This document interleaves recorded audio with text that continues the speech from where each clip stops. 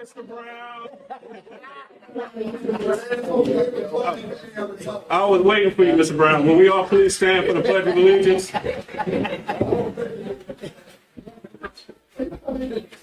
I pledge allegiance to the flag of the United States of America and to the republic for which it stands, one nation, under God, indivisible, with liberty and justice for all. Mr. Brown and I go way back to my city council days, so we're friends. I want everybody to know that. We joke around like that from time to time. How you been doing? I've been all right, sir. We'll catch up after the meeting. All right, before we begin, one, I would like to apologize. We went into an executive session prior to this meeting in between the public hearing that was held with the charter school renewal before, again, we started here today. Also, I would like to make note that I want to say this. We are scheduling 3 community meetings in the month of August on Thursday evenings in the month of August to go through a State of the District address that will talk about this current academic year, the upcoming plans for the upcoming academic year, and to also get feedback from the community on other things that we're trying to do around our recovery plan that should be at that point complete and in draft form for our judge who oversees receivership to the hearing is right now scheduled. He didn't give an exact date, but he said mid-September. So again, we'll be able to roll out some of that information publicly. I wanted to make that statement first. And also, there are a lot of alignments and adjustments pertaining to staff district-wide that will also be greatly detailed in those public hearings and public meetings in August. All of this stuff is aligned with the Mass Insight Plan that we've been working on for the last few years, the recovery plan that we've been working on for the last year, and the strategic plans that the district has been working on that key stakeholders have been involved in. On this agenda, you see some things related to personnel that will be greatly detailed at those meetings. There are more things to come. I wanted to make note of that. And also, I know that we are welcoming a new employee to the district, long overdue, Dr. Link. Is Dr. Link here? Link. Could you please stand? I wanted to introduce you.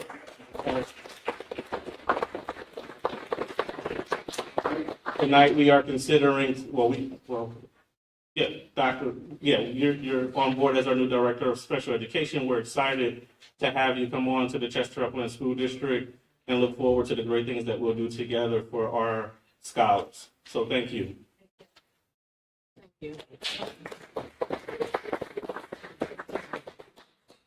All right, at this time, I know we do have a few presentations. We'll start with our superintendent's presentation. Thank you, Receiver Nichols. Good evening to everyone here in the audience today and everyone who is online. I have a brief update for you this month. As in May, I actually did an overview of highlights of the 23-24 school year. It just says no signal. Yes. Thank you.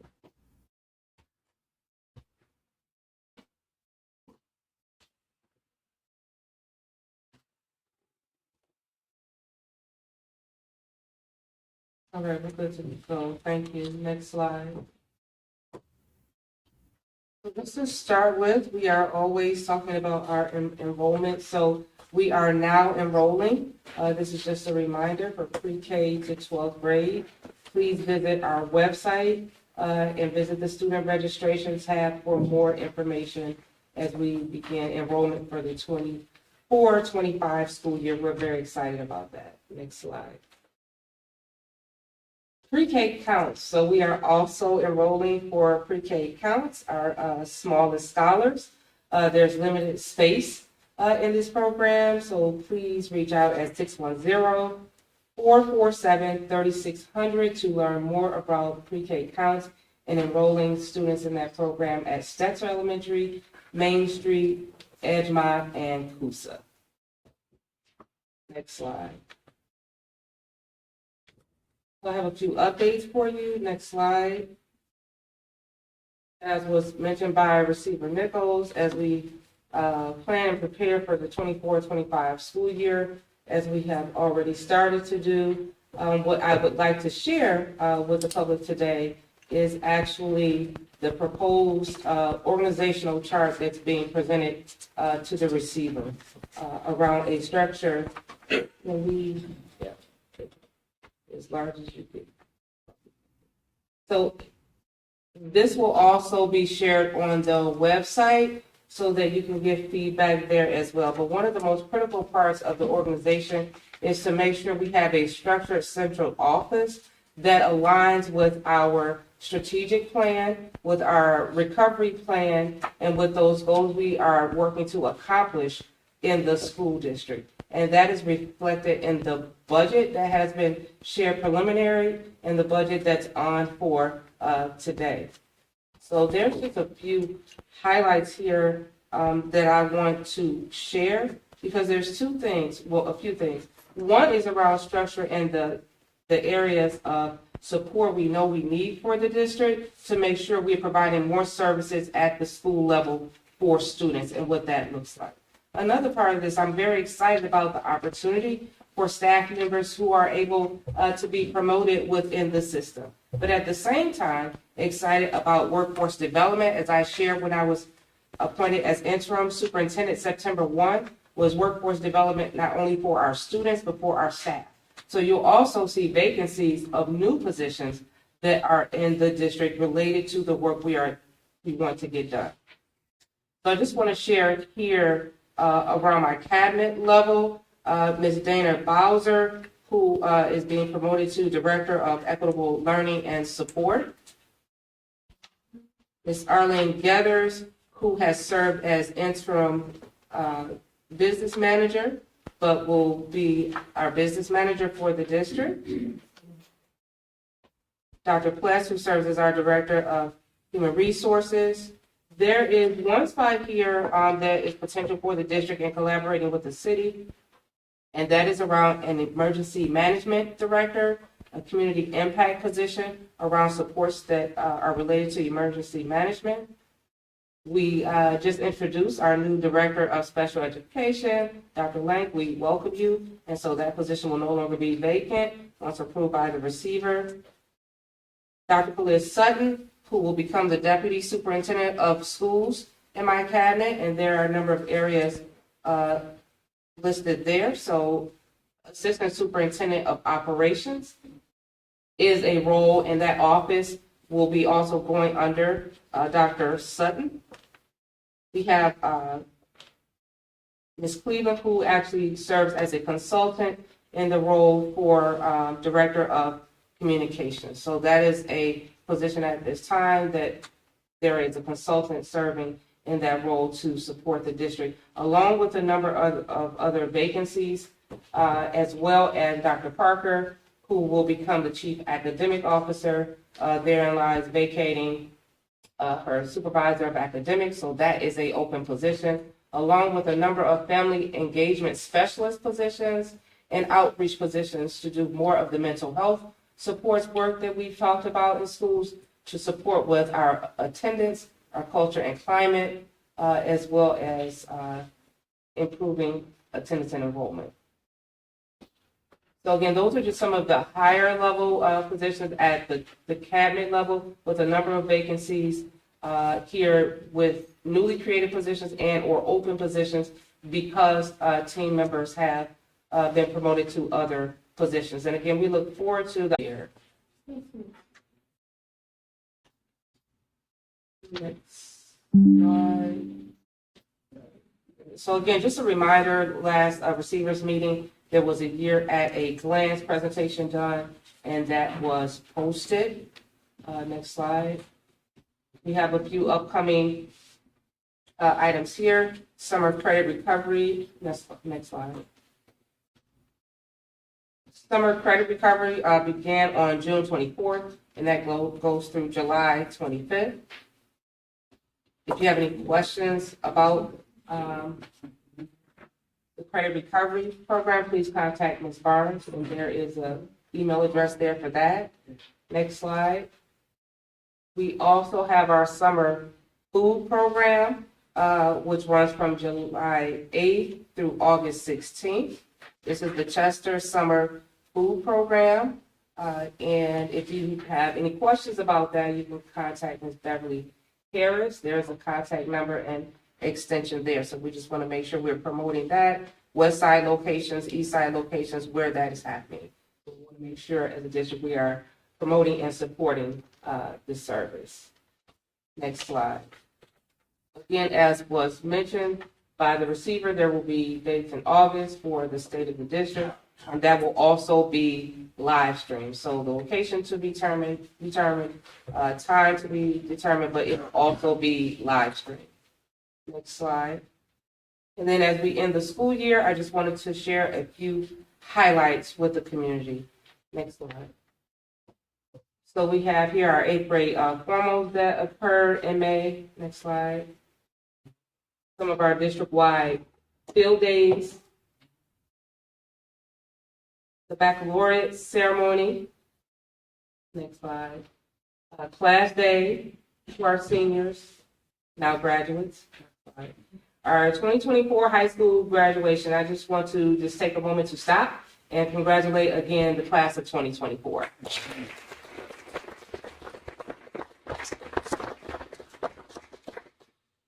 Next slide. There were also a number of move-up days and promotion ceremonies across the district and our other buildings. Next slide. Congratulations to Kayla and Kyra with the Delaware Chamber of Commerce 2024 Youth in Excellence Award. We'd like to congratulate them. Next slide. Congratulations to Chester High School graduating seniors on the 2024 Governor's Civic Engagement Award, Silver Level Award.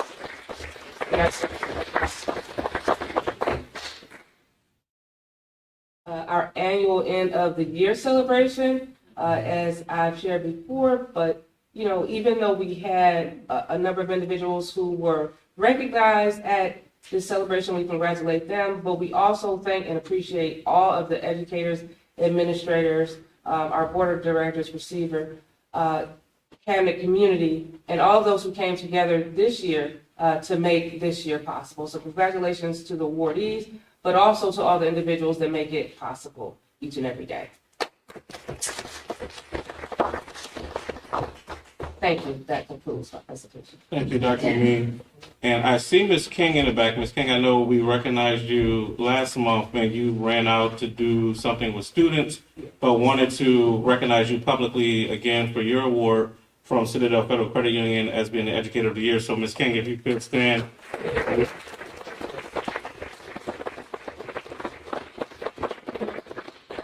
We thank you for your hard work and dedication to our students here in Chester Upland School District. Well deserved. All right. I know we have a few presentations tonight. Dr. Sutton, are we starting with our friend, Mr. Whitaker, Dr. Whitaker, Chief Whitaker? Good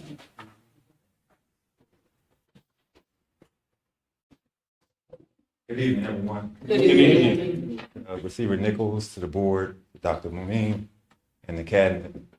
I'm here to present what we've accomplished over the past year with safety and security throughout the school district. Starting off, we wanted to catch up on our trainings. So we did the first aid, CPR, and stop the bleed training with our security staff and our climate managers. They also did the child abuse and mandatory reporting training. Under the Educator Discipline Act, they did sexual misconduct and maintaining boundaries training, along with sexual harassment, staff to staff, and also staff to student. So we wanted to get those trainings taken care of on our PD days throughout the year. Next slide. Personnel, when first started in September, we had 17 guards throughout the district. We have increased that to 20 guards throughout the district, and hopefully we'll be adding more in the near future. We started out with 9 climate managers, and we ended the year with 15 climate managers throughout the district. We also updated our emergency response plan, which was distributed to the superintendent and to the different schools. That is a comprehensive explanation of how we handle different drills throughout the school to keep each building informed of what we've updated. Names have changed over the years, so we took the time out to replace those names and positions. We also worked on evacuation plans throughout the city. Certain buildings don't exist anymore. We had to update our evacuation buildings. So we're signing on MOUs with new evacuation sites. So in case there was an extreme emergency where we had to evacuate this building, we have another building to go to where we can do our reunification plan. Next slide. Equipment and technology. You've seen a couple of the schools, we have x-ray machines. We've added a new one in ESA. We've added a new one to the middle school at 1350.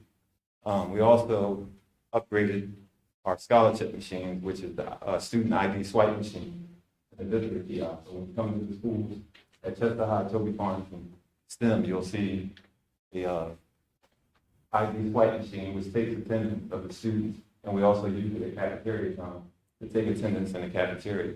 So those machines were updated, and we also ordered 22 hand wands to be distributed throughout the district. We also ordered new radios. In the fall, we received 10, and just today we received another 30. So we updated our radio system. The threat assessment team. And the threat assessment team basically gets each building prepared in case of a threat. So each building has various staff members on their team. It could be from the building principal to the coach, teacher, counselor.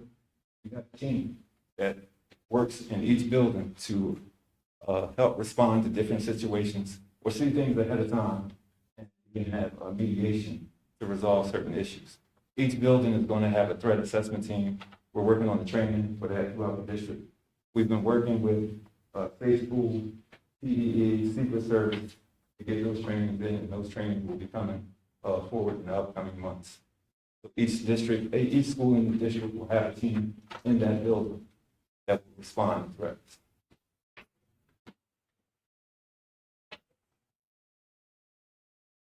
I just want to say it's been a pleasure working with the safety team and with the cabinet on improving our safety, because we want our faculty, staff, and students to feel safe in this community. We've been working very hard to get things updated and moving forward. I ask that you continue to work with us and be patient with us as we continue to make Chester Upland School District a safe district. Thank you. Chief Whitaker, just a piggyback or question. I don't know if you want to speak on the school resource officer that's actually on site now, your weekly meetings with the 3 chiefs of the 3 municipalities to assess. Officer Taylor of the Chester Police Department has been assigned to the school district. He's our school resource officer. We have started a coalition with 3 police chiefs. We have regular meetings where we discuss things that are happening in the community, and we work well with one another. During our lockdown drills, there's open communication from the community to the school district. Not only did we have planned lockdown drills, but because of various things that happened in the community, because of that communication line open between us and the police department, we were able to keep our staff and students safe. Thank you. Also, coming up is the ALICE training, and that's basically if an active shooter is on the ground, it teaches staff and students what to do in that circumstance. Everybody will have a copy of that procedure, so no one will be left in the dark as to what the policy is. So for all of our drills and training, there's policies for all the staff will have that in hand and know exactly what to do during the drill. Thank you. Thank you, Chief. Now I believe we will have the Lincoln Center, if I'm not mistaken, presented.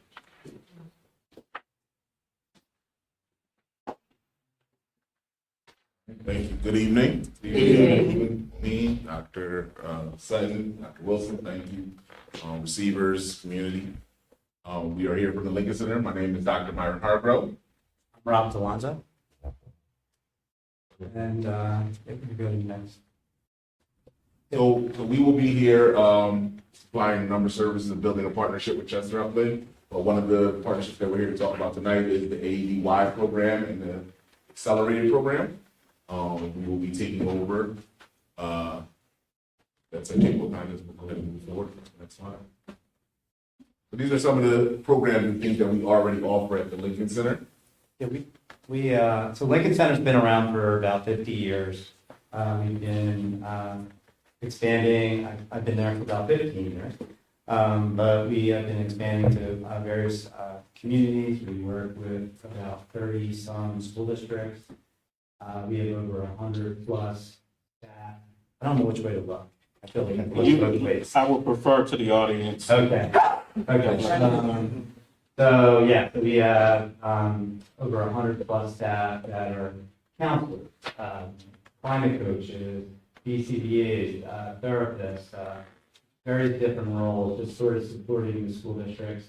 And we take our time to really individualize our services, and we always adjust what's needed. So we're telling you these things. You're gonna see us in action, and we're gonna make adjustments on the fly. And we hope to attend to all the issues in your community and support the school district the best way we can. Our different divisions, we have a training division and an outpatient division. Our grant division helps support school districts by bringing in free funding to provide additional services that maybe the school district feels like they want, but they don't have the budget for. The school-based services, what we talked about, and we have community-based services. We work with the Office of Children and Youth. We have victims of crime. We do supervised visitations, drug and alcohol services. So we do a lot of things, and we do it with excellence. And tonight we're talking about the Leadership Academy, which is the umbrella, and Dr. Hargrove is the mastermind behind our services, and he's going to speak to those different divisions.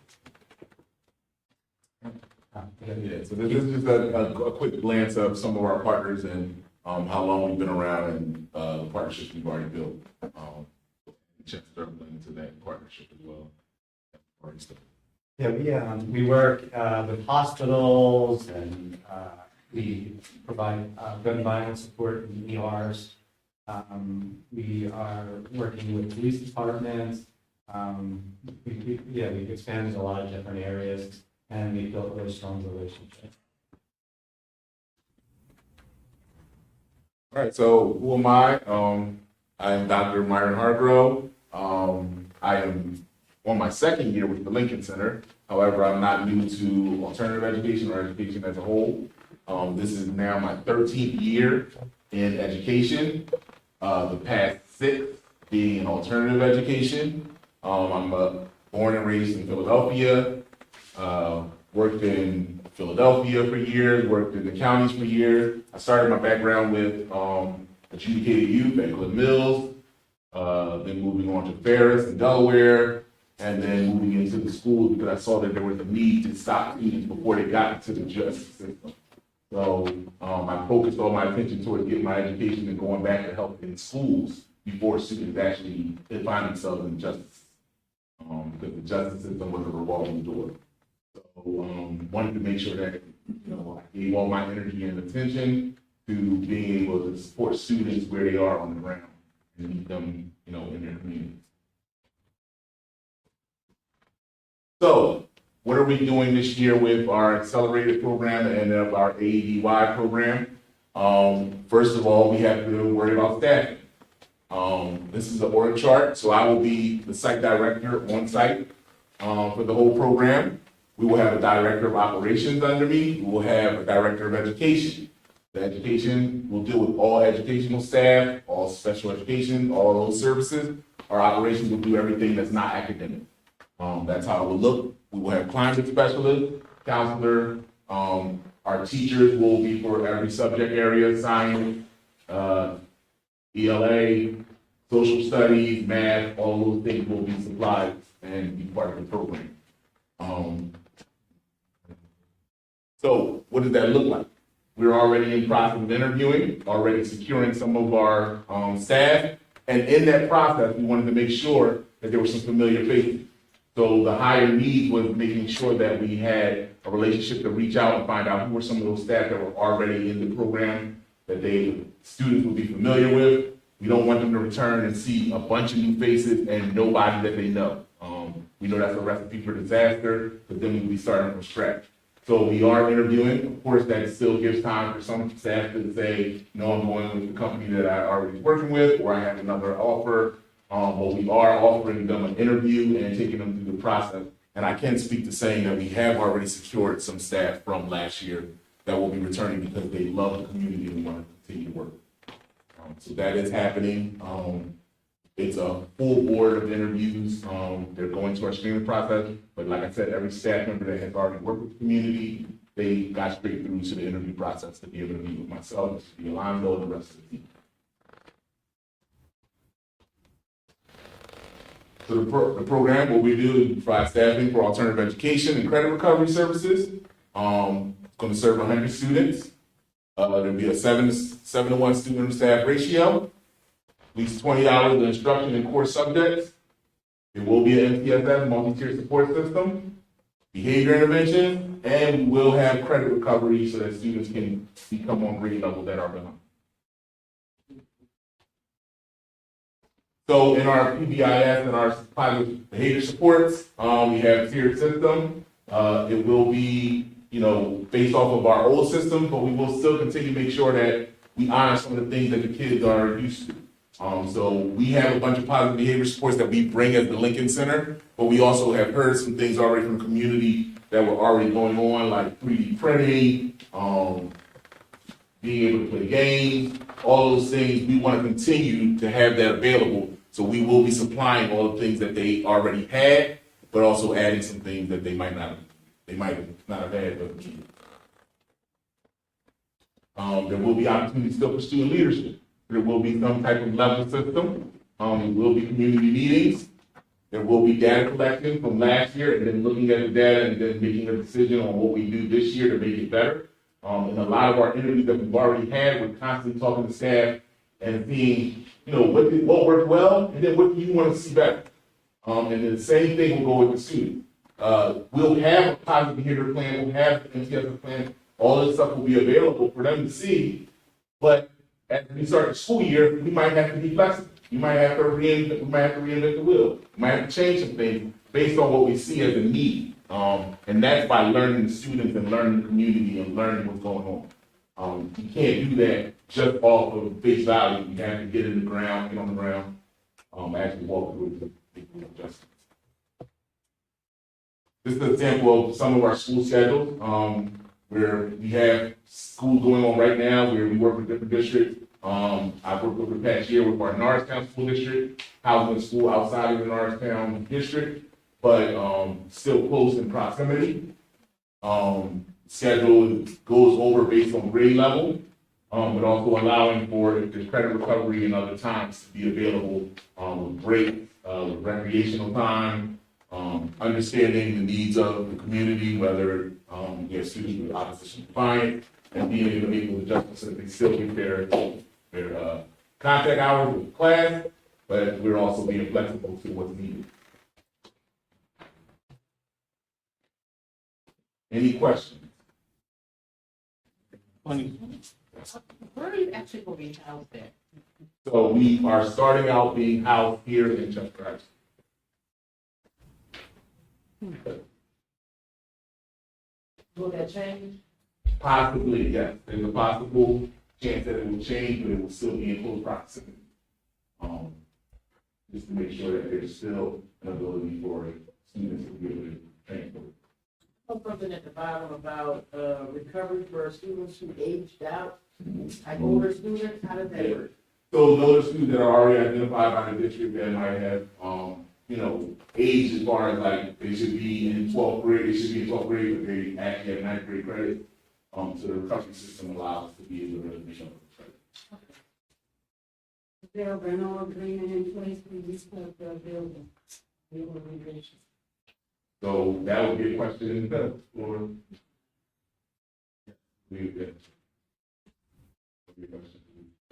Okay, thank you. I'd like to know how many schools y'all got in this district? In this district? Yeah. So we don't operate, Elementary, yeah, the high school. in this district, we don't operate currently, and this will be our, All the way all over. we operate all over, yes. State of Pennsylvania. State of Pennsylvania and outside. And I know the rest of in Coatesville. Yeah. And downtown, if they at night. Yeah. I've been. Yeah. Yeah, so, you know, and you have to adjust each program based on what community You needs know, are. having a kid in this district. And she can, So, I mean, our plan you know, is, it's not, yeah, our plan is to work with the community and make sure that that's not and happening. you need to build all that understanding. But it can go on through life, with life. That's why some of them in jail, because they ain't teaching that they don't get. So I will, you know, have contact, my contact is there, one more question, and we'll. I went outside, I went online to take some time to look up some information about the Lincoln Center, and I saw a lot of the mascots that you presented here, and looked a little bit at your staff. Could you share a little bit about maybe the growth objectives for your company? Because it seems as if you are expanding your operations to a number of schools. Can you talk a little bit more about the vision, the mission for your corporate, at the corporate level there for us? Yeah, we definitely grown bigger, but the mission is we work with school districts and work with the community and try to support them. And so what we have found is that when we started working with only a few school districts, that other school districts started asking for services. We try to do, best practice stuff. We are, when we jump into a community, we want to not just work at the school district, we want to be part of the community. We want to work with parents, the families, the social services. We want to get resources in there. So that's the thing that we're replicating, and it seems to be a nice model that the school district has responded to. And so, that's simple. We just want to be part of it. Yeah, and what I was thinking of the staffing and everything, like, you can't even see the amount of staff that the Lincoln Center has on our websites and everything, because there's so many different places we're located. But the good part about that is that every community that we serve, there's people in those communities that are being certified as people that are from the community as well. So we tailor and fit everything based on whatever needs are in the community. Come to the community, listen, we try to get people from the community that actually care about what's going on and if there's support to align. Yeah, if you checked out what other school districts have experienced, you're gonna hear a lot about it. We also spend a lot of time with the staff on training, on supervision. We want to make sure that the credentials in the right way. So staff like working for us, and we give them opportunities to advance as well. So it's a nice company that does well for the staff, but really our primary mission is to work with the school system and the community. Are you considered a nonprofit? Yes, we are. So, I just wanted you to finish, I have no questions. Okay. So, I mean, we can go kind of quickly just in the next time. So this is just giving you, some templates. They will be located as well on the website for everyone to see, before we leave. We'll make sure that you can copy. And you all gentlemen are scheduling community meetings as well. Did I hear you say that earlier in your presentation? Yeah. Yeah, well, no, we were talking about community meetings inside the school, once the school starts. But the community meetings that we will be a part of, anything that we're invited to. Well, we're inviting you because I think that's a setting that we need to have just for this particular thing. Yeah. So I would like to get that on the books. Dr. Sutton Wilson, have that scheduled within the next 30 days so that the community can have time just with the Lincoln Center. We would love that. Love it. Thank you. Board Member Morales, I thought you had a question? I wanted to ask you, what was your success rate in Norristown? Yeah, so in the Norristown School District, we had 100% of our students that were supposed to schedule to graduated this year. We had a 95% across all of our programs success rate of them graduating. And I was part of the Norristown program this year. We went from having incidents before I got there weekly, I believe, to we had 2 incidents this entire year. After they graduated, where did you place them? The students get post-secondary supports. So some of them will be going on to community college. We have partnerships that we've dealt with the community colleges in their area, which is Monco. Monco comes out, a lot of their academy workers come out. We all support as a wraparound system to make sure that they get the support they need in post-secondary. All right, thank you. And again, we'll get that meeting posted and the information to the site as well. Ms. Sams, could we follow up on that? It's already down. Thank you, ma'am. Thank you, gentlemen. All right, thank you.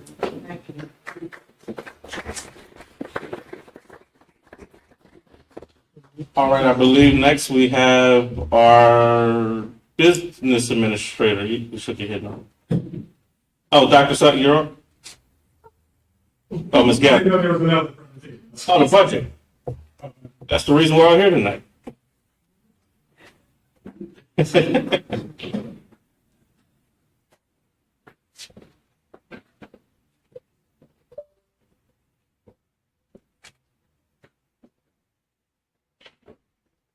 While Ms. Gathers is preparing herself to present the budget for this evening, as we met in I would announce that we've met in executive session twice this week.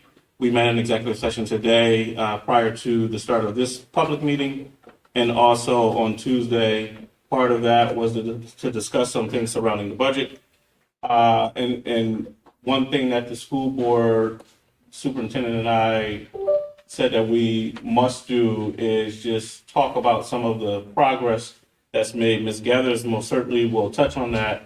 I have to tip my hat to Ms. Mosley, who's in the back, our prior business manager, who laid the foundation for a lot of the success that you're seeing now from a fiscal standpoint. Ms. Gathers picked up where Ms. Mosley left off, and we're moving in the right direction. Some key things, as you know, to exit receivership, we should not ask for advances from the state. Well, it'll be 3 years that we're coming up on it, that we would not have asked for an advance from the state. Debt service payments have been made timely.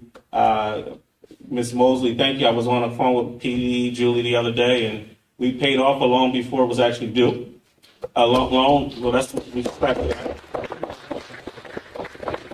There were transition loans that were awarded back in 2012 that the district unfortunately had not made any payments on, and that didn't happen until, we got here and started to do the things that we're doing. So we've made 3 timely payments with PDE. We've also cut costs in so many areas that this year we were carrying about an average of $15 million past due obligations into every new fiscal year. That number is now down to about $2.3 million. That's huge.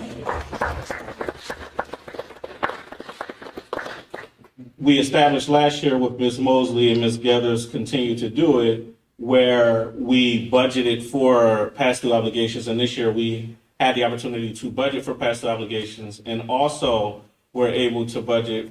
I keep saying I won't say the first time because I don't know. The first time in recent memory we'll say that we actually were budgeting for a reserve account as well. So that also is a part. Those are things that are required of us to exit receivership, and we're, again, moving in the right direction. This presentation, I think, is very, very good in detail, but again, we'll get into more details. In our session, I know I said we should have recorded it. We were in there for 2.5 hours, and Ms. Gathers was presenting, and I just kept jumping and talking. I won't do that tonight. You're willing welcome. Okay, every now and again. But again, Ms. Gathers, I'll turn it over to you, but just want to talk about some of those successes, the internal control process. And we had, for transparency, this year we did stumble a bit, but we are now, we fumbled, but we recovered, the ball, and we're running to the end zone, most certainly. Made some staff changes. We have some great consultants on board now and supports from the IU, and we will hit our target. So I'm happy to say that, and great job to you and your team. Thank you, Receiver Nichols. We'll tag team. I'll jump in every now and then. Thank you, I appreciate it. Again, my name is Arlene Gathers. I'm the business manager here at Chester Upland School District. Wanted to present to you the final proposed budget that aligns with what is posted on the website. and then I'll go over some changes that we've had since the posting on the website. So first, I'll look at, give a brief review of the components in the revenue. Then, of course, I'll answer the question, are our taxes going up? Is the millage rate changing? Then I'll go through some of the comparison between last year's revenues and this year's revenues.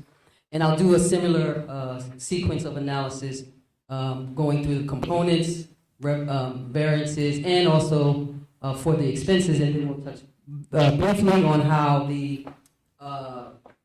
the expenses are aligning to personnel goals, health, mental health goals, equity goals, and the goal to get out of receivership.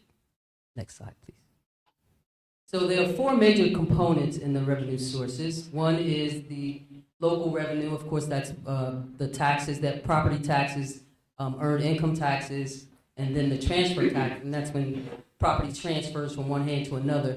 There's a tax that we collect for that as well. And then we, under a local, we have other miscellaneous revenue that we receive. Our local budget runs about $23.8 million.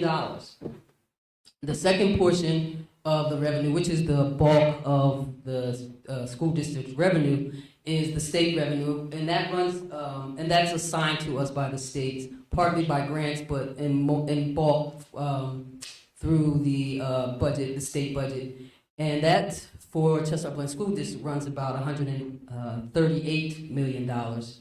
And then through the work of our grants department, pursuing new grants, maintaining the monitoring requirements for older grants, ESSA grants. That total is about, for federal revenue that's budgeted to come in for 2025, is about $21 million. So if you look at the local and the federal government, you see that those two run similar. They run the same proportionally. And then this year the bank, as you see, is zero, and that's because we are not taking out any new loans. We are not taking out any new bonds.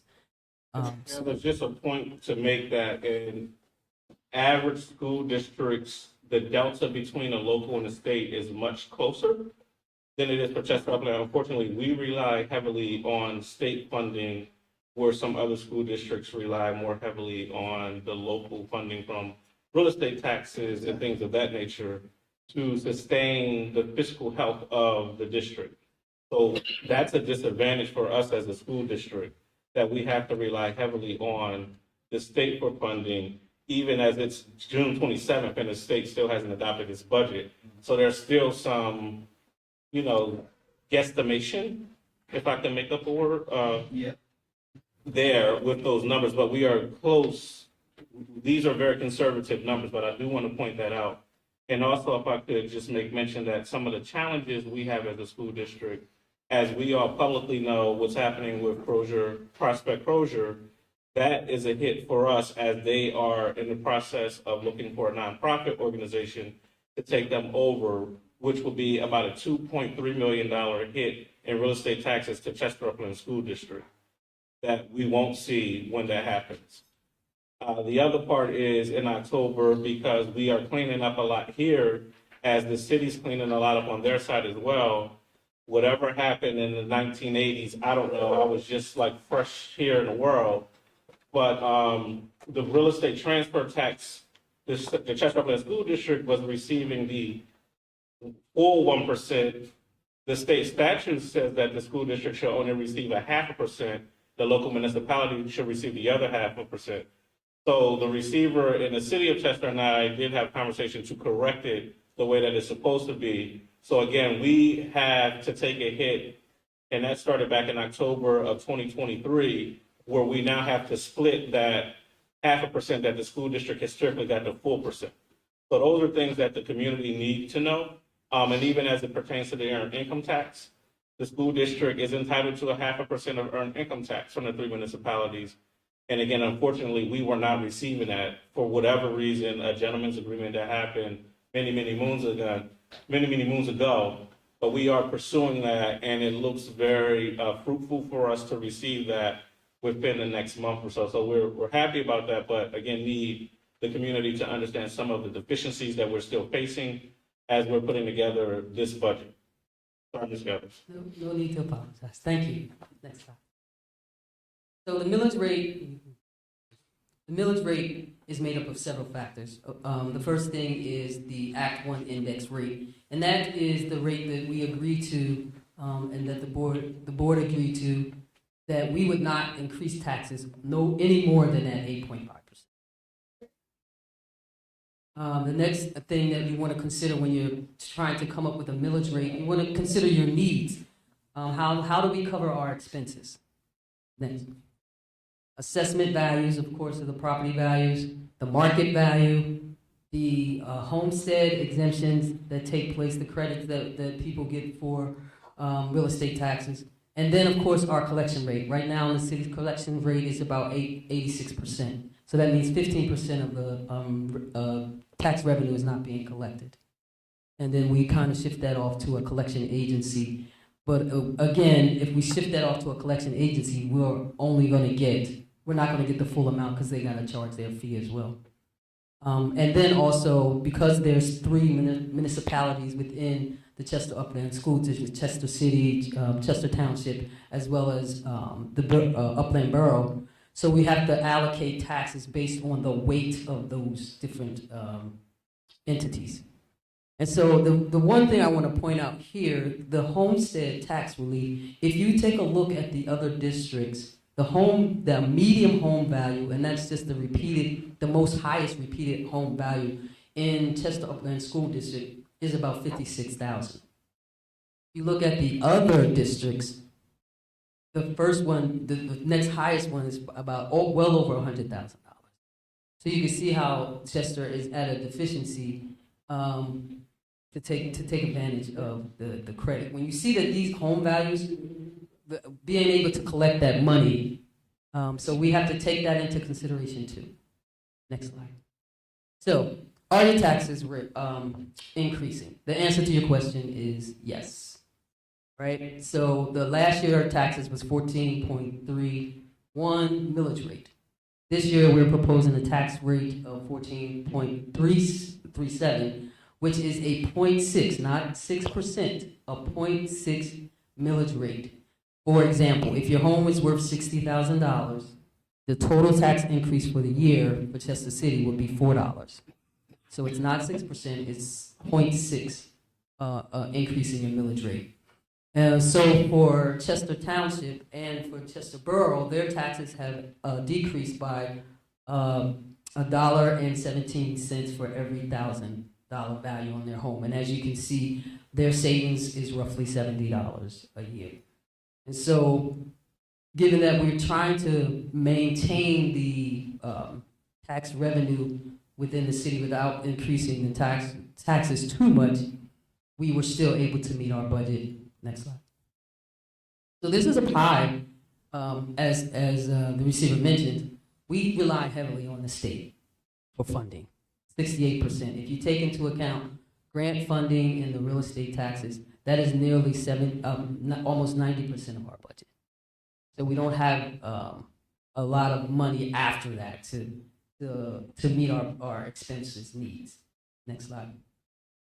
So this is a slide just indicating the variance from last year to this year. Last year's budget was approximately $169 million. This year it's $182.7 million. The large bulk of the variance is the basic funding that we receive from the state, increased to $17 million based on the budget calculations that we received.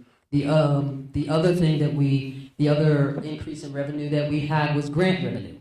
We acquired 2 new grants, which you're aware of, with Lincoln coming in, and part of our grant money is being used to accommodate the resources for our students through the Lincoln Center. So we had about $2.3 million in grant money, and then some additional revenue just as a result of the state subsidizing retirement funds. Next slide. Oh, go back one more, please. So under principal, you'll see last year, this year we have a reduction of $7.2 million, and that was a capital loan that was taken out last year to do renovations for all the bathrooms in the district, as well as renovations at the 1350 location.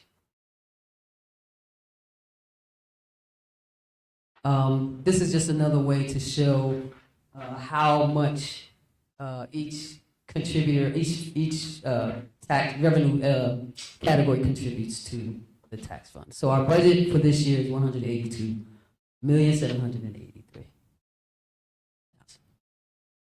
Any questions on revenue or revenue sources? Next slide. So next, what are we spending this money on? So our two major sources of expenditures are the charter schools. Charter schools take up $63 million of our budget. If our budget is $183 million, that's nearly half of our budget. If you take into account the personnel and the charter school, that's the bulk of our budget. And so it's very important as we seek the legislators to deal with the pricing of the charter schools, the legislation that's with the cyber schools, with the legislation out there that's trying to reduce these costs. It's very important that we take the time to support that legislation. So the bulk of our expenses is charter school first, and then we move into personnel, and that includes both salaries and benefits. And we'll go into a little bit of the detail with personnel as we fill vacancies in new positions and set up our structure that Dr. Mumeen talked about with the new org chart. Those costs are embedded in this number as well. And then keep in mind that we are still in contract negotiations with four of our labor unions, and so we put money in the budget for anticipating the increase in labor costs. So it's included in there, but again, it's 4 contracts. So we're very conservative about budgeting for the personnel. And then, of course, our debt obligations, which is our bonds and loans that we have to pay. And we've been doing pretty good, very good actually, keeping up with our obligations. Last year, if you look under debt, last year, as the receiver mentioned, there was $4 million that we had budgeted last year for pass-through obligations. This year, we're budgeting close to 2.3. I think there's a little change in that, but 2.3 is what we're budgeting for this year. So we are definitely moving in the right direction as far as managing our resources. Next slide, please. And Ms. Gaddis, if I could just point out that there was a savings on there. The support that we need at times from community members is to reach out to your state legislators. That cyber charter bill is important because if that passes in the House, the Senate, my understanding as of this week, they passed it. What? Did I read that one? The House passed it, the Senate is. The Senate's tearing it up. But that, yeah, I mean, you know how it goes up there. That's why I never went passport. But at any rate, if it passes, that will be an additional $2.4 million that comes back in to the district's coffers to educate students. So we just need support with advocacy around those types of things to address our fiscal state. Thank you. Next. Some additional additional expenditures. Transportation, about $10 million this year, and we'll cover that right now. So last year we budgeted about $5 million, and this year the actual expenses came in over $10 million. And part of that was due to, and I'll let the receiver kind of jump into at any time. Part of that was due to how the contracts were negotiated and how previously we just kind of abandoned as far as our previous bus who was providing those services before. And so right now we are actually in contract with the RFP and we're looking at vendors now this year to minimize those costs. And so right now, even though that's budgeted there, one of the changes that you'll see in the supplemental agenda is that that number, that 10 million that we budgeted, is now going to be reduced to 6.5 million based on projections with the new RFP. So I'm glad to hear that. And you said, "Oh, what are we going to do with that $4 million?" Let me just say real quick. So part of the $3.5 million is that reserve fund that we're going to set up. So we're going to set up a reserve fund for about 2.9. We're also going to add additional fuel because one of the components of the RFP is that we're going to be supplying the fuel. So we had to add additional resources there. The other two components that we're going to use those funds for is to completely wipe out any expectation of past due payables. So we are not anticipating to carry over any payables by the end of year 2026, which is great. And then the other thing is just to support to pay for the support of the DCIU for the business office. The business office is under the resource as far as human resource, and so we're going to contract. Hopefully, we'll be approved today to contract with DCIU to get support in the business office. So the next category, of course, are ESSER grants. Many of those are going away, but the projects are still scheduled to be done this summer. The playgrounds are scheduled to be done, some roofing projects scheduled, district-wide furniture, also replacement of HVAC at Coosa and Coosa's roof.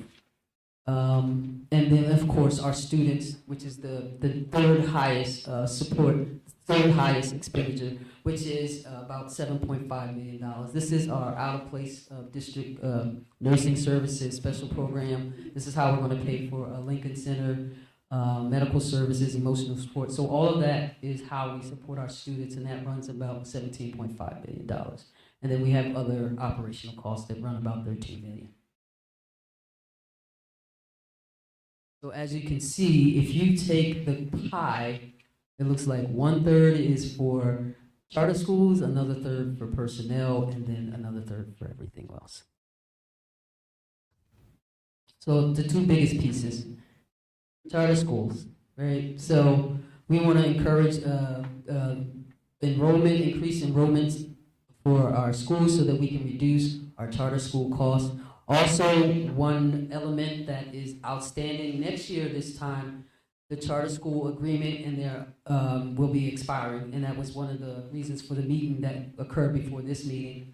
And so if that meeting, if the charter schools are required to pay the rate that the normal rate, the two major charter schools, if they're required to pay that rate that we pay now, not the reduced rate that they're paying, it could result in about $15 million of increase in cost for the district. So it's very important that the agreement for that contract be reduced, or we're going to have to look for $15 million and pay our charter schools. And point of clarity, the hearing prior to this was a charter renewal. This is the old charter special education rate that was negotiated back in 2016, if I'm not mistaken.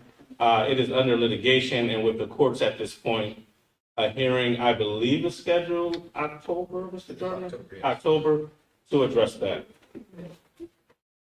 And then, as previously mentioned, just the support with legislation. The other increase, the larger portion of the pie is personnel. I am excited. I got a chance to really go through the org chart for this upcoming year, and the structure looks like a really good foundation to begin building on.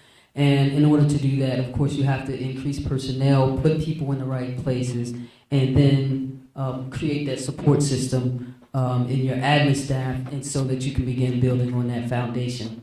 So that was the bulk. There's 36 students, teachers or nurses or counselors, vacancies in the schools.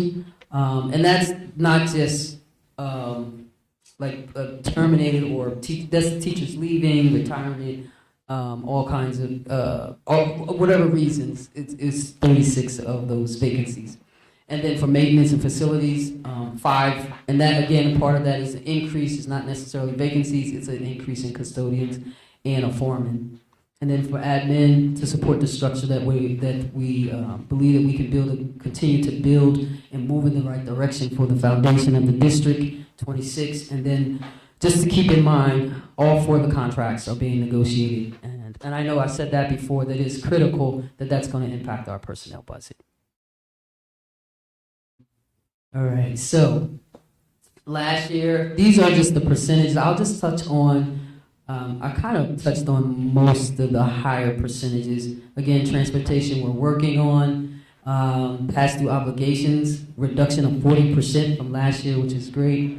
And the capital, if you see the capital equipment, there was a reduction of 70% from last year. We budgeted 1.6. This year we're budgeting around 400,000. And that is, again, ESSER dollars going away, and ESSER dollars that were used for different various capital projects.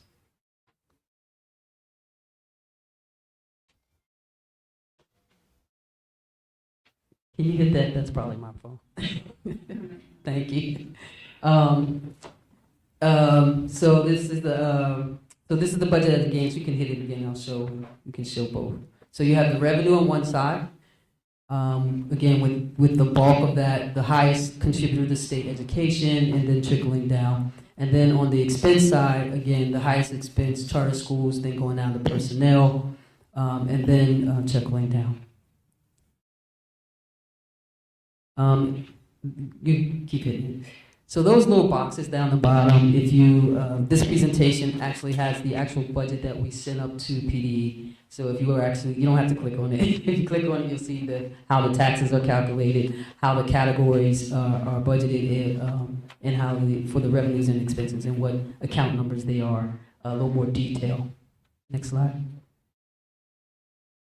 Any questions, comments, or concerns? Yes, ma'am. I do remember attending the meeting where the board voted not to go above the tax index. Did I miss the meeting where the board voted for the tax increase?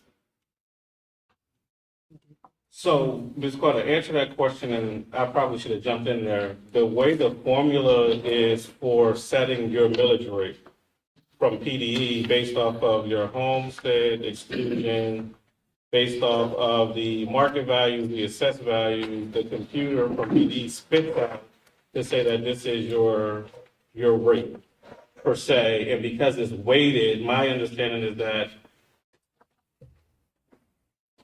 it's not a tax increase, but it's balancing out throughout the district. Hence why you saw Upland and Chester Township go down and Chester City go up. It's just redistributing the weights of what's supposed to happen based off of market and assessed values. But it is a tax increase for the city of Chester. And under receivership, my understanding was that only the board could vote on tax rates and tax increases. And I just want to know if I missed that meeting. No, well, again, under receivership, I know we differ there. It said the receiver shall direct the board to do it. If they don't do it, then it's a court order and it's done. That's how it is. But again, the way that it's explained to me, Mr. Solicitor, you could correct me if I'm wrong, is because we oversee 3 municipalities, so it's a weighted thing. Okay. And we didn't go over whatever percentage or whatever the rate was for the entire school district. Had we had the number one up in all 3 municipalities, then that would be something. Because it went down so significantly in the other, it's weighted. It's just redistributing the market and assessed values across the 3 municipalities. The vote in the past doesn't have to happen anymore. The vote in the past would have to happen if it wasn't redistributed across the 3 municipalities.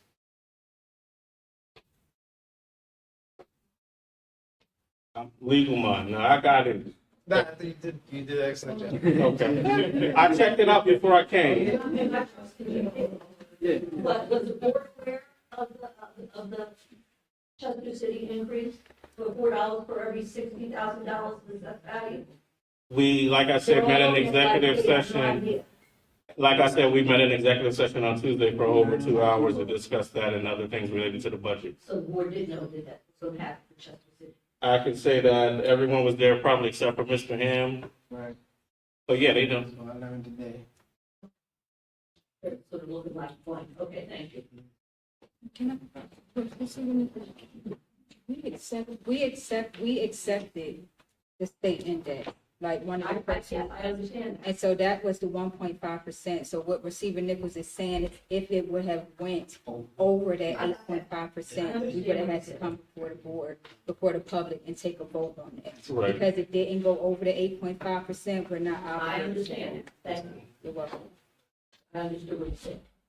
Yes, I would like to know something about that 8% raising tax, property tax. So it's not an 8% raise in property tax. Every year, each school district gets a letter from the state to say what you're legally obligated to pass your taxes up to a certain percentage. This year, ours was 8.5%. So the school board took action to say that we would not raise taxes over that amount should we need to. If we had to raise taxes over that amount, we would have to have put it out for referendum for the people to say, you give us permission to raise taxes over that 8.5%. But the state of Pennsylvania school code says that the board adopts this cap of 8.5%, and as long as you stay within that cap and it's weighted and everything like that, you are good to go. So your taxes aren't being raised by 8.5%. Tax now. We doing what? Ain't too much tax now. Understood, but we're not, it's not an 8.5% increase. I need to be clear on that. Just coming up soon by July 1st. That's the other day, like parking in front of your door. You have to tell them everything that y'all got to do. And it's showing you what they're gonna be Who's doing. that? Oh, the parking authority. Oh, okay. Well, that's a fee, right? Is that a How many schools y'all open up next year? Beginning, 7? 7 schools, Mhm. where they located? Where they are right now? Well, you got, I didn't know what you got. You got Chester High, you got Main Street, and you got Joker Valley. I ain't got the child school. So Coosa on 9th and Parker Street, between Parker and Fulton, that's one of our buildings.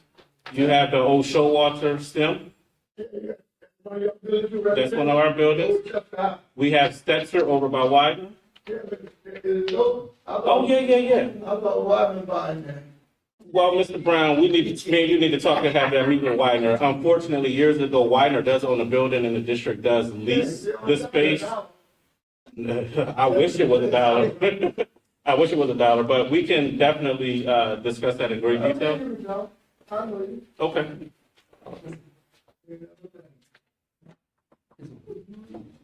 My questions have to do, I think a lot in part with the Lincoln Center. It seems as if the Lincoln Center has been mentioned several times, and I need a better understanding about their role. It's new to me for our district, and you mentioned something about a grant. If we talk a little bit more about that, I remember, I think it was last month, I mentioned it to maybe Mr. Nichols, because there had been a newspaper article about the $900-some-thousand grant that we had gotten for safety issues and concerns. And I later learned, I think, and you can correct me, that the Lincoln Center had written that grant for us. You can clarify that for me, and let me give you all a question. okay. And then, I think I heard you say something tonight about a grant, and you had mentioned the Lincoln Center in that regard. And I think I also heard you say something about a facility for the Lincoln Center. Are they going to be on the floor above us, or are we going to have another physical facility someplace where they will be? And if that's the case, could you chat a little bit about that tonight? And then, So that's not budget stuff, Ms. Arnold. If you got a budget question, you can ask Ms. Gabbard. Other than that, you can come to the podium when it's your turn for public comment and ask those other questions. I thought she had mentioned something that. I didn't hear after what you said about, I heard the Lincoln Center one time and there, maybe twice. The Lincoln Center, the contract for the services that they're providing for alternative education was in that student services section. That $17.5 million that she described. I hear too many more. Yeah, I don't know why everybody's, I got a thing, right? The 17.5 for student services, the Lincoln Center is in that category to provide the alternative education. That's the contract that was awarded. The grant reference the Lincoln Center did, because the Lincoln Center is a huge organization, so they do have a grant writing component to their organization. They did help us write that $900,000+ grant earlier, but it wasn't awarded. It's not going to them, those $900,000, and it was for safety around like mental health services, things like that. When you talk about safety, not security guards. And I don't know if you mentioned Lincoln Center anywhere else in the budget. That's all, just Okay. Yeah. So we can definitely edit the other part of the meeting. Another question was, did the budget get posted on our website? I think I look for it and I have a challenge sometimes finding them. I thought, if I'm wrong, that the budget was going to be available for the public about 30 days or something like that prior to it being approved, and I probably missed it. Clarify that for me, please. The preliminary budget is to be posted for 20 days, which that was posted on May 28th. So that was there, and it said proposed budget. The final budget is to be updated 10 days prior to the meeting and sit for 10 days. And that was posted on June the 14th. So I can go find it with my friends. Yes. Now, I will say, Ms. Arnold, and I had trouble as well, because I got a call, and we also need to relabel what it says, because I think it still says, it doesn't say proposed, but it says something else. What does it say? It says like expenditures and revenues for the year, but it should say final budget so that people can easily identify. But it was also publicly advertised in the Delco Times. Correct me if I'm wrong, it said that we took out a loan for the bathrooms and something else. But then it said we used ESSER money, so did we take out a loan for the upkeep? Why didn't we use ESSER money? So we took out a bond, but it was about $30 million. That included a number of things. Restrooms were included in there. On the slide, it was $7.5 million that went to upgrades at 1350 for the new school that was configured in the restrooms district-wide. The other line under that said the other ESSER projects that got done for HVAC, for roofs, things of that nature, playground equipment. The bathrooms were not included in the ESSER dollars. It was included in the bond money, the $7.5 million mentioned in the presentation. It was not included because we exhausted it or we're near exhaustion or what? Why wasn't it included? Because isn't that capital? Well, ESSER capital dollars were restricted funds to certain types of capital projects. You couldn't just do blanket capital projects with ESSER dollars. Any other questions? Okay, thank you.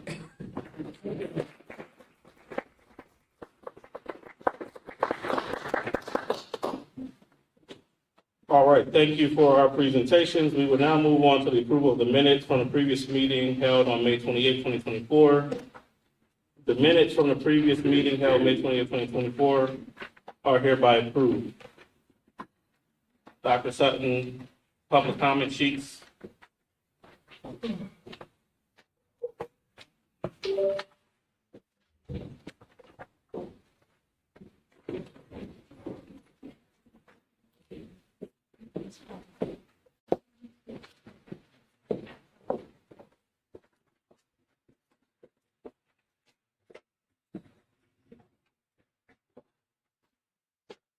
All right, for action items only, I will ask you to step to the podium, state your name, and ask your question for action items only. Ms. Karen Maya, 904 Pusey Street.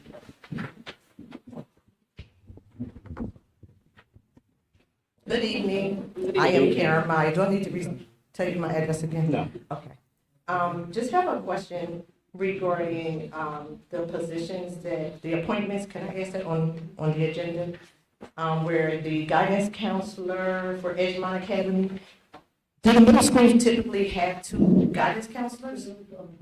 Say that again, I'm sorry. So for Edgemont, it looks like you hired another guidance counselor. Do the middle schools typically, do they typically have 2 guidance counselors in those schools? The middle schools? Well, I guess it's from K to 8 there, so now we're having 2. Because Well, we have next, one in there the right now. plan for next year as it pertains to Edgemont Scholars Academy is that pre-K through 5th grade will be in one building and 6th through 8th grade will be at 1350. Oh. So the thought process is to have a counselor for pre-K to 8th, and I'm sorry, pre-K to 5th grade, and the other guidance counselor will cover grade 6 through 8. So the students that are there from Toby will be go back to Toby? Yes, the renovations for Toby are slated to be completed by the end of July. Okay. August, I'm going to say. Okay.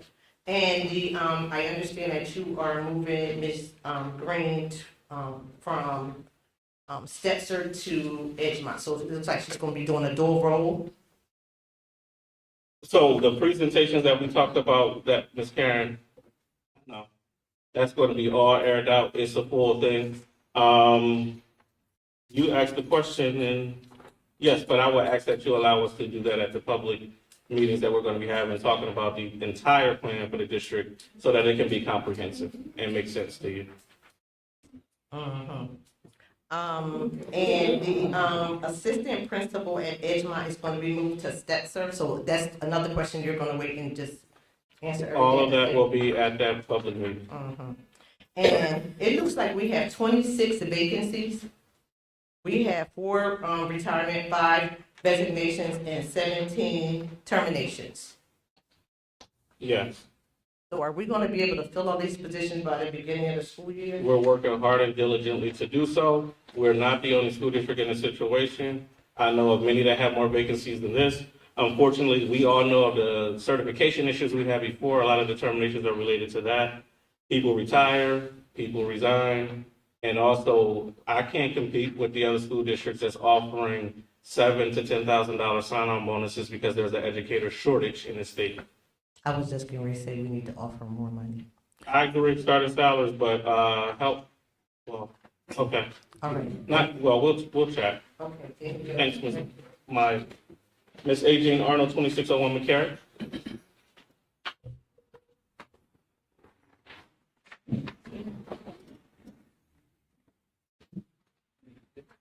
Good evening and thank you. I had some of the same concerns Ms. Meyer had. For A6, could you take some time to explain a little bit more in detail about these RFP 22405 and all of those details that would be provided in that particular item? A7 mentions the Lincoln Center, and I wanted to know a little bit more about what they may be providing as far as educational services are concerned. It seems like they have a long list there, and they talked briefly about it earlier, but I would like to hear a little bit more detail if possible. On B1, I would like to say thank you for having Dr. Lank here for special ed. That was a long time coming, and I'm excited that she is here. I too am concerned about those 17 terminations and all of those vacancies that the district is facing. I was concerned last school year about our morale. I mentioned something about that and was hoping that we would have a tangible plan to deal with morale going forward. I would like for us to consider that because morale issues just don't disappear. I think we have to work on them to make them to improve them. I'm very concerned that we are going to give Dr. Green 2 schools as a principal. We are concerned, and we know about the Edgemont School and some of its challenges, and I think to give one person 2 schools as a principal, those responsibilities as a principal, I think is really stretching that person. So I just want to say I'm very concerned that we're giving her 2 buildings to manage as a principal. Number D9, could you explain a little bit more in detail about what you're going to do with those tutors? And I'm asking, are there going to be any metrics that we're going to use to see if that tutoring is effective? And then in D12, I appreciate the curriculum for algebra, and I'm asking again, I've done this many times, can we get coaches for math and science to help our teachers with instruction? We seemingly always focus on reading, but those 2 subject matters we tend to ignore. Math And I know we science, could right? use them, You said science too, Ms. Arnold? science and mathematics. We hired somebody years ago, and I think we let her have that job when Joe Watkins was here for about 3 weeks. And then we dumped on her a lot more responsibility, so she never really got a chance to do it. Last name was Foster. For science and math? Yeah, we brought her here for those subjects, but we gave her too many jobs to do. Gotcha. All right. Dr. Wilson, you can flip a coin. A6 and 7. Dr. Wilson, you can come up if you don't mind. So I believe the 2 resolutions that were in question was A6, which pertained to the RFP that we put out 2405, which was on the website, which was advertised in the paper. We had several proposals that were submitted. We had interview process. We did site visits, but specifically what that proposal was for mental health professionals, social workers, mental health professionals such as behavioral specialists, and also family outreach coordinators to help with engagement across schools. So A6 was the resolution to accept the results from that RFP, and A7 is a contract related to that RFP, as has been done in the past. And then the description for recommended action for A7 spells out the specific positions that are covered under that contract, A7. Are we having the Lincoln Center help us decide on who we will hire? So we will get involved in the hiring process. They will help in terms of referring candidates to us, but we're involved in that interview hiring process, yes. So we're outsourcing a good bit of these services to the Lincoln Center? I'm getting that feeling. Help me out. I think those services are already outsourced. I know they are. We don't have social workers. We don't have psychologists. We don't have psychiatrists, speech therapists, those things. That used to be under naming. Well, we have several. We have them, but I'm just saying, Yes. we have several vendors. So it's not like we're eliminating positions that we currently have. These are just the annual bids to do what we need to do for those services that we already have outsourced. And just to add to that, these are grant-related positions, so typically districts will not hire an employee for a grant-related position, because once that grant runs out, then the district would have to absorb the cost of that position. So these positions are 2-year positions in conjunction with the grant. So once that grant is up, we would have to look for additional funding, and so this allows us to do so without additional costs.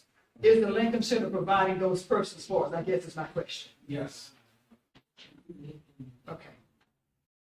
And just to add to that, we can certainly, as a part of follow-up on this meeting, outline the additional services that the Lincoln Center is providing and what specific grants are connected to the Lincoln Center in terms of services to the district.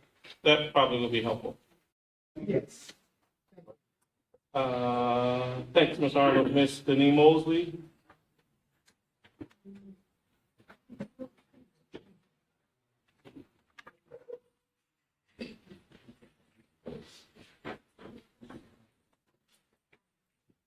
Good evening. My questions are around B1. B1. Yes, the Director of Equitable Learning and Support, can you explain what that position is and what tasks and responsibilities will fall to this position?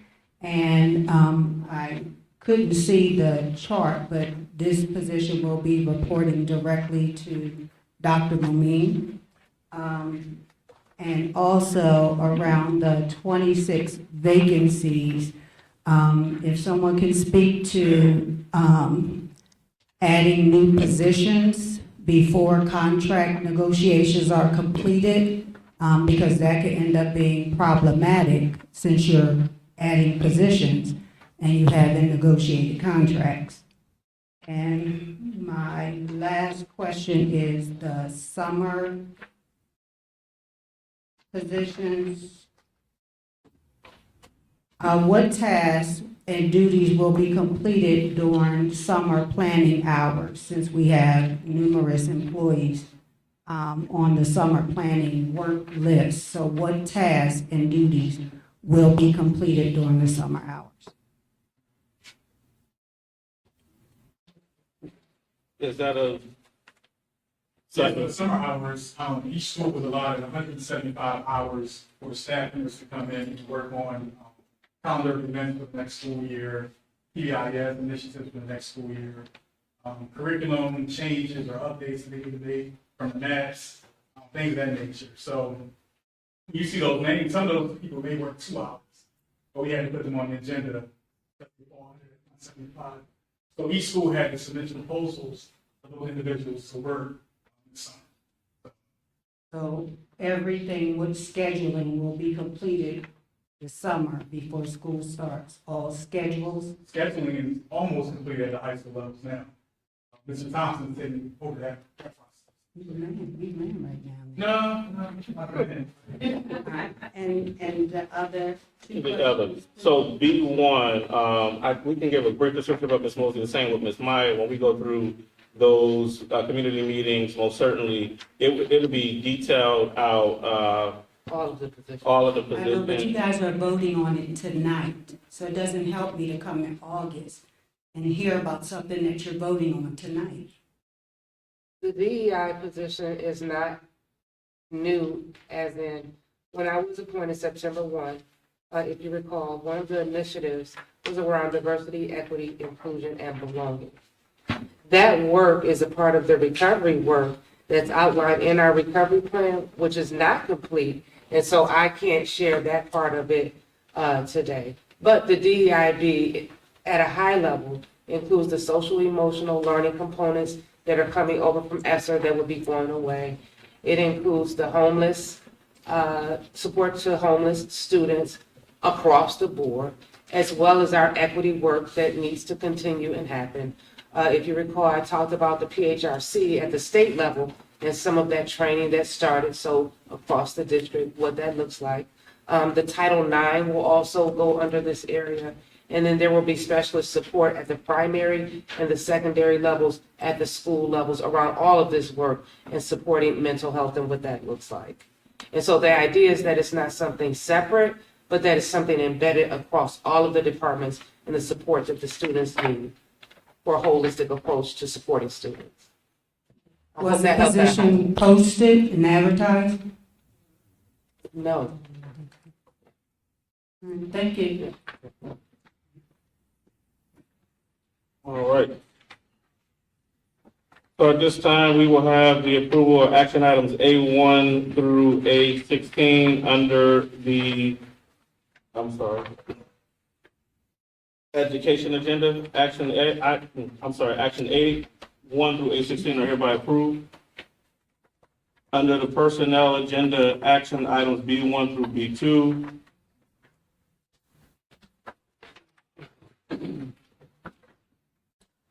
I had a conversation with Labor Council, so you know. Well, I'm talking to you all because we were in executive session. And I looked over this way, you were kind of like, what you talking to me for? I did call a labor attorney, and it appears that I don't have to do it the way that we said it because of the budget. So, and if we need to make modifications to amend, and he pointed out the fact that we're doing one for correction to the May 2024 receivers agenda for the one employee, that we just will have to follow that same process in the next public meeting. Okay, so I just wanted to say that before I went on. No, not you, you didn't do anything. I kind of skimmed the room because we discussed the personnel matters in the executive session. So for that, action items under the personnel agenda B1 to B2 are hereby approved. Under the business agenda, and there is a supplemental agenda for the business department as well that was posted. Action items C1 through C20 are hereby approved. And under the ESER agenda, action items D1 through D20 are hereby approved. At this time, we will have public comment for general public comment. Ms. Sylvia, 107 East 23rd Street.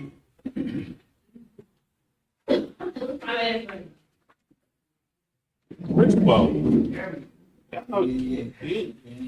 We've been knowing each other since kindergarten. Sylvia Richfield, 107 East 23rd Street. First, I would like to just thank the board and the receiver since the last meeting until August when we come back. And then my other question was for Mr. Whitaker around the safety procedures. Earlier this year, we had a 4.8 magnitude earthquake. What are we doing to keep the schools safe if something like that was very odd, but if it happened to occur again, are we training for that? Like, what, could you speculate on what we're doing? Because like that was strong, we've never had an earthquake that strong. Yeah, that will be a shelter in place drill, and we'll wait on notification from first responders. Faculty and staff. First thing is to secure the faculty and staff in the building. We have to evacuate, we have to evacuate and start building the unification plan for the Okay, and then the second thing on that same subject is, what do we do to check the building structure safety after things like that happen? Have our buildings been checked since? And I was going to say that an order from the court was for us to do kind of like a assessment, at least on an annual basis. So we do have a project manager and a project engineer that has come out especially since we have all these ESSER projects going on right now and that have been doing those inspections. Okay. All right. Mr. Brown, 2627 West 6th Street. So we doing 3 minutes? Oh, yeah, 3 minutes. I'm sorry. For our new guest. I know, but. When I'm spending my money. Now, the first thing I wanna know, why we have to send us tax money for the school district, where in Norristown, in different places? So the tax collector has made it. You used to have on Melrose Street in the bottom cellar. Well, I was But gonna you say- got to wait till the 12th month, you can wait till the 12th month and pay your tax. So now the E-Collect is the tax collector for the school district. They offer multiple ways that you can pay. They come to the school district every Friday, starting in the month of July through the end of the discount period, I believe, and then again during the penalty period in December for you, on Fridays, for you to That's come to what the I said, on district. Friday. Yeah, on Fridays to come to pay it over at 1350 Edgemont Avenue. Yeah. You also now can pay online or mail a payment in. But the It's supposed to be on schedule the first floor. Yeah. here at On just the high first floor. school, yeah. When that gets started, July the 1st? That starts whatever the first Friday of July is. It's not on the first floor here, it's at 1350 Edgemont Avenue, the new don't even know administration where that building. is. You know, across from the Days Inn Hotel, the old Howard Johnson, that building, Yeah, I know the old Howard Johnson. across from there, the building on the corner is the central administration. That's I where, didn't know that. yeah. Yeah. So the first Friday that they'll be there is, actually July 12th, because the bills are slated to go out next week. Okay, do y'all put that in the paper, where y'all put it? He's supposed to be advertising in the Daily Times, putting something on our website. I don't know, Ms. Gathers, if you got the information yet to post or not, but I know that the sample bills came and they're supposed to be mailed out next week. Cause I've been paying tax around here for 55 years. I ain't never had to get my tax, look for a place to pay your money. You drove there? No, yeah, I would drive up there, Oh, and I went up there and see, but I didn't pay them. Cause they had the wrong thing. They say I had to pay something for 2022. I said, hell, they sent me a paper from Harris, nothing happened from Melrose Street, say, you didn't have to pay nothing that year, in 2021. I don't know who's sending these letters to these people. so you're talking about the year where we gave out the credit for the homestead credit. Last year, Yeah. people got a discount based off of that. Let's talk about, you got your This letter year, with they only had to pay half of it. you? Last year. Last year, they want you to pay all of it. They want you to pay $600 and something. Yeah, I want to talk to Somebody you lying because somewhere, somebody cheating. everyone should have got a letter stating what their grade But I didn't was. get no letter. So let me talk to you afterwards because you should have gotten a letter. I ain't getting nothing. And another thing, I look on this paper here, says that they're gonna terminate 17 people. Where they gonna terminate from what schools? Oh, that's district wide. I know this, but how many you get from each school? I don't have that information with me right now. Somebody should have, That is 3 minutes. huh? I'm not talking no 3 minutes, y'all talking food talk, I'm talking about business here. Now, when you plan on getting rid of these people, I'm paying my money. I ain't been to a school board meeting in about 8 years. The date was the 17th of June, Mr. Brown. Yeah, The 17th of this month. yeah, so now, what you say? You need Like, to, how you gonna get a letter from where you're supposed to pay for 2022? oh, I can make that Because happen. Mayor Rose Street is not open no more. They still put that address on there for whatever reason, but I can went get you the there, I letter. went there, that way I thought it was at, but ain't nobody there. Yeah, Widener owns that building now. Yeah, Yeah. that's what I'm telling you, that's why I come over here tonight, I was just coming there. So let me talk to you afterwards. I can get you the letter. Okay, I appreciate it, All right, thank you, sir. thank you. But I still know where the people will be there. June 17th was their last day, sir. That's bad. We need children in there. We need a lot of teachers in this thing. We do. And I'm talking certified teachers. Right. But the more of them at the charter school, they're not certified. Mhm. And so this grade, They get away with it. yeah, 10th and 12th grade, but they teach the kids. I got the grandchildren, I got children too. And the tutor charge $50 and them somewhere. I got 5, spent it the other day. Hell, I'm gonna be running out of money sending children to school. Something wrong. When you ain't got certified teachers. And my other kids, when you went to school, they had certified teachers. You right. You didn't hear talk of that. Mhm. And Dr. Alcorn and Tom and Smith and all of them over there. Al Smith and them, you ain't hear talk of that. We got to get them on the call. Agreed, Mr. Brown. Ms. Karen Meyer? Loud mouth. You ain't church, you ain't going no funeral. Loud mouth. 3 minutes, Mr. Um, And you, well, You know the rules. I know the rules, but I know y'all were late, so I'm gonna take 6. So my first thing is, and I've had this, conversation before about the lack of students applying for scholarships, and over 50% of our students are going to DCCC. This is the graduation booklet that, we're giving out every year. That should have our scholarship recipients in it. It just shows who's going to college, who knows if they're really going. We need to have clubs and community service to keep our students engaged. Do we have a National Honor Society? Because I saw no sashes at graduation. Can you please consider the transitional ed program to assist our students with writing that is needed for them to apply for scholarships? I say this every year. Widener has an excellent program that we need to partner with them to have our students participate in. Will the ceilings in the cheerleading room ever be repaired along with the bathroom? I've been saying this since the beginning of the school year. I think that it looks like based upon your agenda that we give out a lot of stipends and everything, and I'm just wondering, can the coaches get a stipend because all the work we do on the other side and the teachers who are doing, a little bit more than what we usually do? I think that we should consider giving some bonuses. I don't know where the money's gonna come from, but that's what I wrote down. And will the students in the special education department go on a trip this year? And we need stability at STEM, and I know that you're gonna say that's a personnel matter, but I needed to say that, just like you like stability, we like stability, and we like to make sure that Mr. Brown stays at STEM. And the status of the A field being renovated. How did it? Excellent.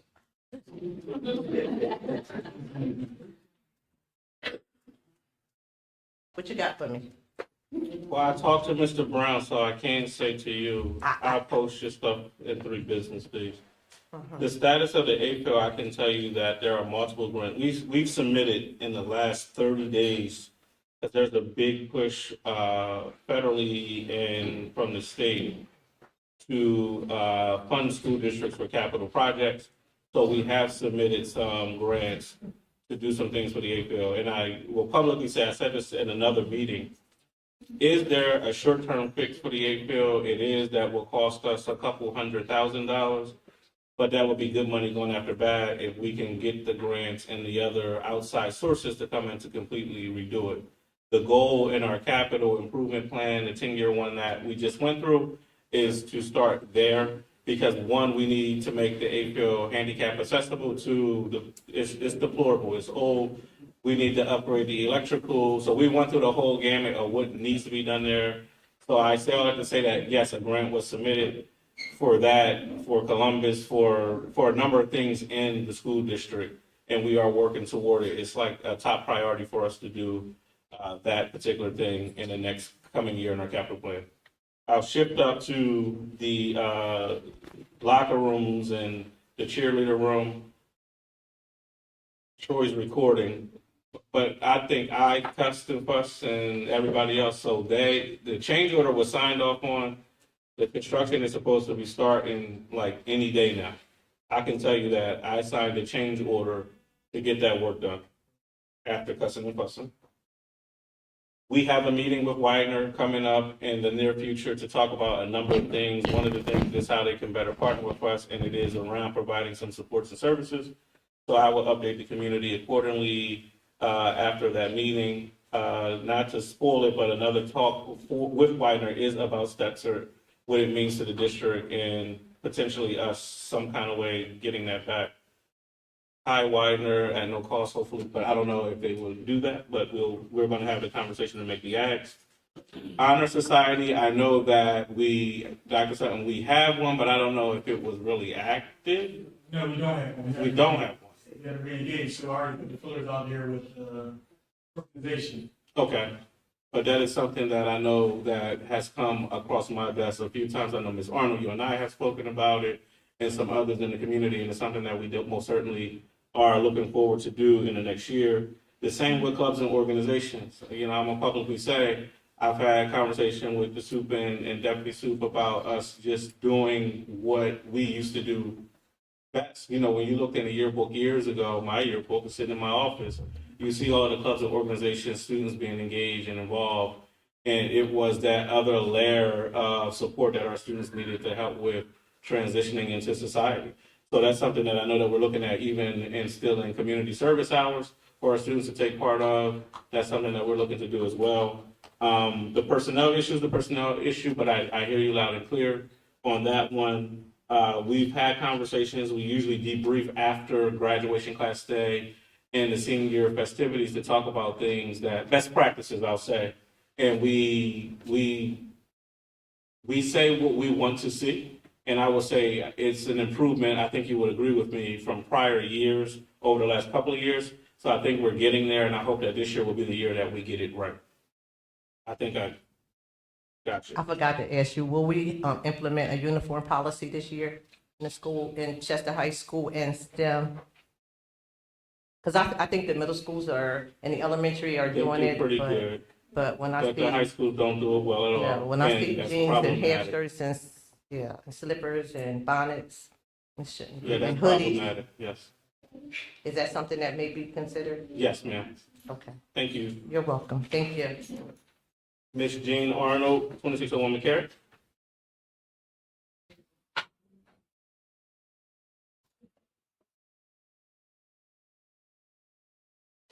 Thank you again. I would first like to say thank you to Chief Whitaker for his presentation. The month before, I was concerned about our safety drills and what have you. Thank you for doing such a great job, sir. And I really like the fact that he mentioned Alice.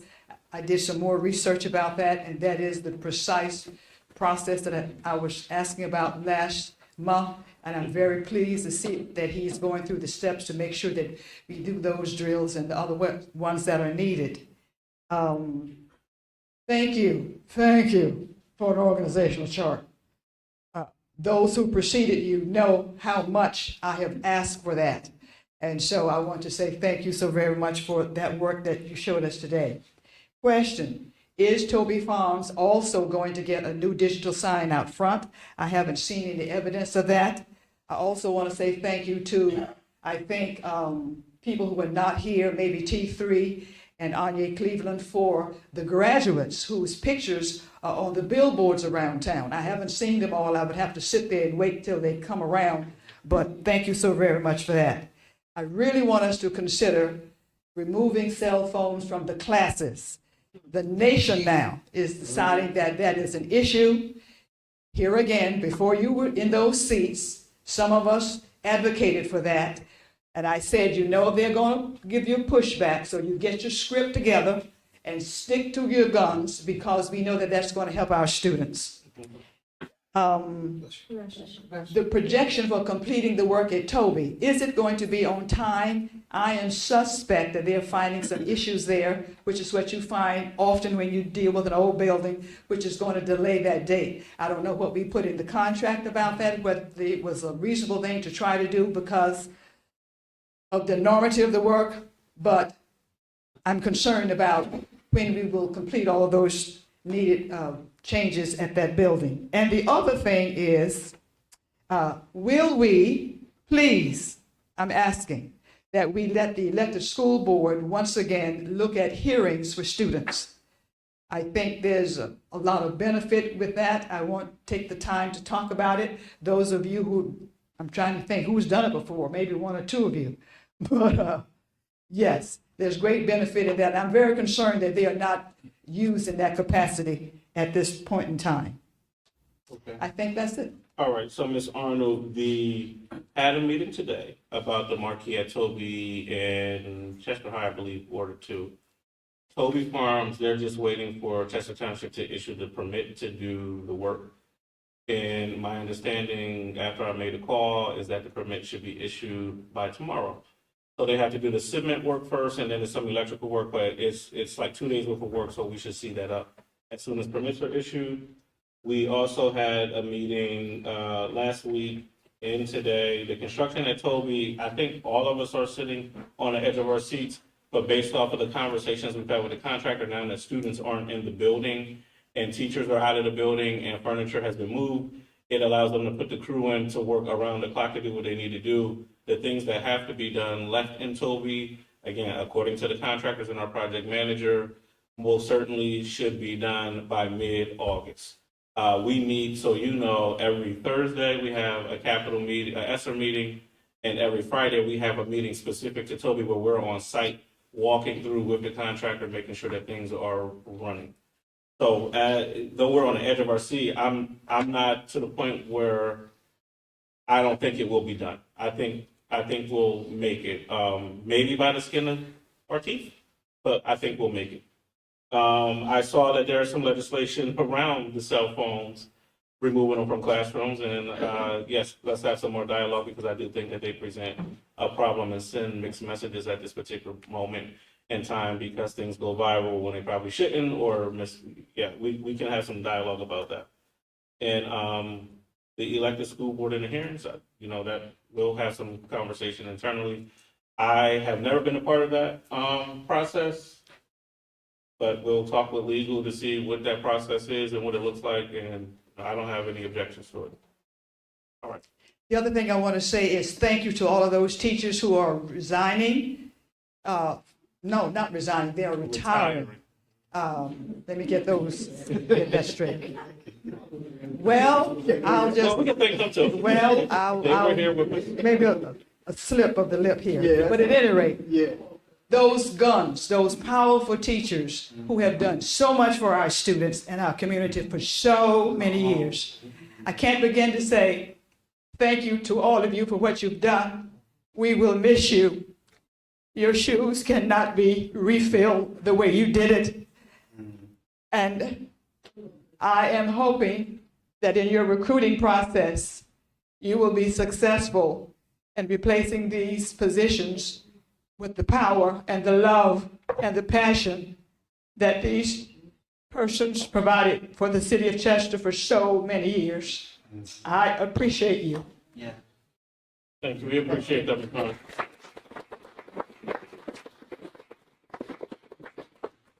Ms. Denise Mosley.